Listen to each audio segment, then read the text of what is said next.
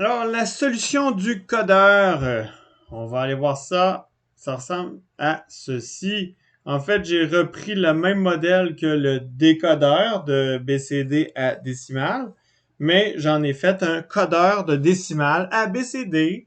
Fait que ce qui était en sortie devient des entrées. Oh, j'ai fait une erreur ici, c'est un out.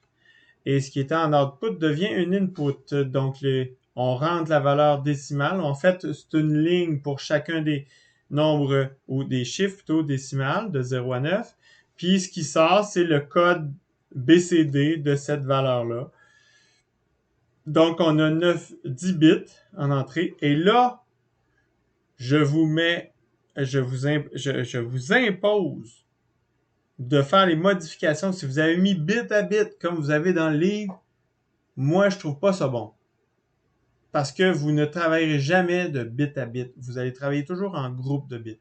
Ce qui veut dire que vous allez toujours avoir des groupes qui ont des noms ensemble, comme j'ai ici avec DEC, I, puis BCD out. Et, quand vous avez 250 signaux d'entrée-sortie, ben, il faut les grouper ensemble. 256 bits, ça n'a pas de bon sens de toutes les coder. Vous avez 256 lignes. Okay? C'est super important de grouper tout ça.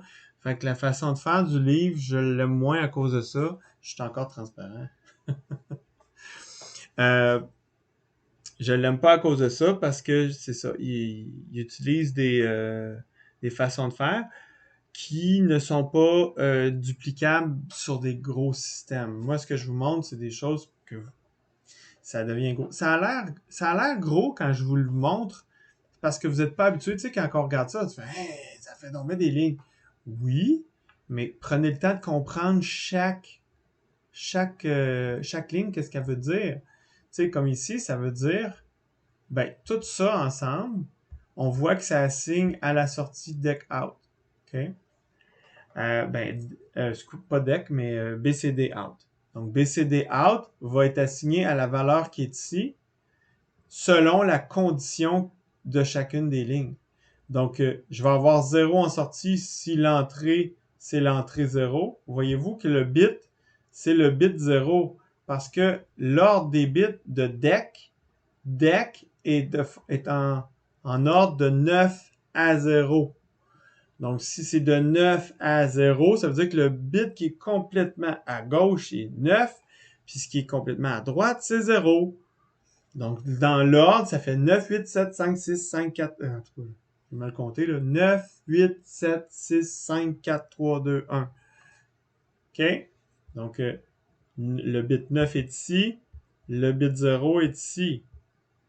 OK? Fait que c'est pour ça que ça fait 0, 1, 2, 3, 4, 5, 6, 7, 8, 9.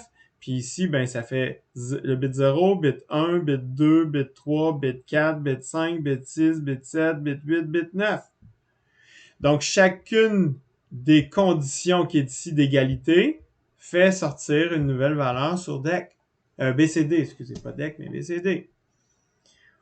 Fait que ça, c'est super facile à coder, là. C'est juste du temps de tapage, mais c'est facile à coder. Sortir l'équation de tout ça, c'est autre chose. OK? Là, j'ai pas besoin de sortir l'équation.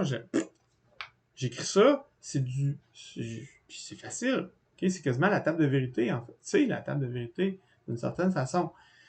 Si je le fais en comportemental, ben encore une fois, j'utilise le process avec la liste de sensibilité qui correspond à l'entrée du bloc de fonctionnalité.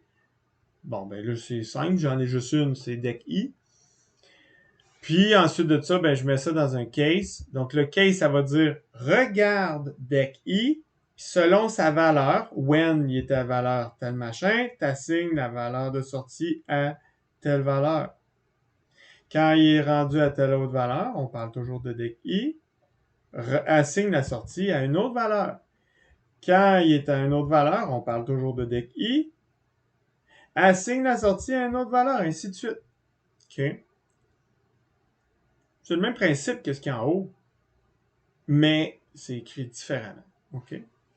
Alors, au fil du temps, on va rajouter des choses, puis vous allez voir la distinction et le pourquoi. Lui, il est limité, lui, il y a d'autres possibilités ensuite à rajouter. Fait que voici, c'était pour la solution. et je continue dans une autre vidéo. Bye bye!